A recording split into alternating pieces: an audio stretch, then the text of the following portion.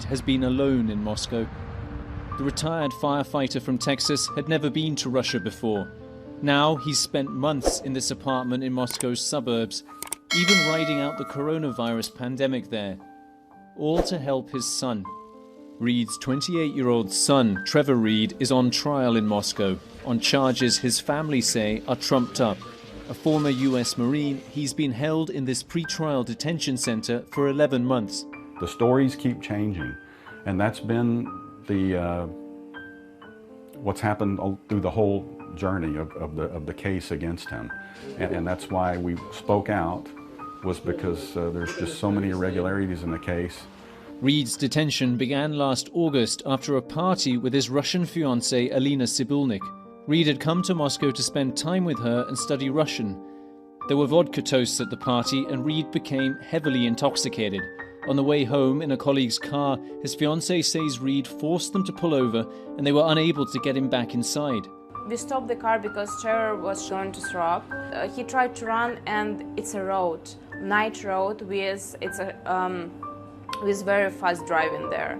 So I was next to him all the time. I just tried to save his life because I understood that if he's coming to this road, it's no way someone will see him. Frustrated and worried for him, she said her colleagues called the police, hoping they would come and take him to a hospital or a drunk tank to sober up. 2 officers arrived and agreed to take Reed to a police station. They just said, okay, if he is drunk, okay, we will take him to police station, and we can just leave him there, and you can come in morning, 5 hours or 4 hours. But when she came back a couple of hours later, she says things had changed.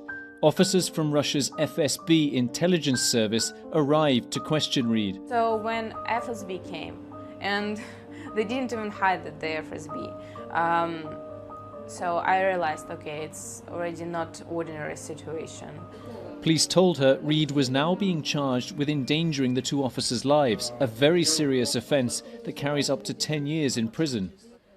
They said he grabbed the driver's arm, the police car swerved, and possibly endangering their lives, which is what made it this high-level charge with up to 10 years in prison. But Reed's family say there's no evidence to support such a serious charge. We have traffic video from 4 different cameras on the street that the police officers identified as where it occurred, and it never shows the police car swerving. We felt with that evidence alone that the charges would either be dropped or lowered, but they have refused to do that. In court, the officers have repeatedly changed their testimony. Video from the police station was wiped. Reed's family initially didn't want to go public, but they say they've become more and more concerned their son will be jailed regardless of the evidence. It became evident that the charges against him were going to be maintained no matter what. At that point, we realized things seem to be changing, and there seems to be a desire to keep him. So that's why we've gone to the media and we've asked for more support from the United States State Department. One reason for their concern is the case of another former US Marine held in Moscow. In June, Paul Whelan was sentenced to 12 years prison for espionage after being held for more than a year. Some former US intelligence officials believe he was taken by Russia as a bargaining chip. Reed's case is very different, but increased tensions with Russia means there are concerns that Americans are more at risk of being targeted. Reed's family hope that isn't the case. We have no indication that it is political, and we don't want it to be political.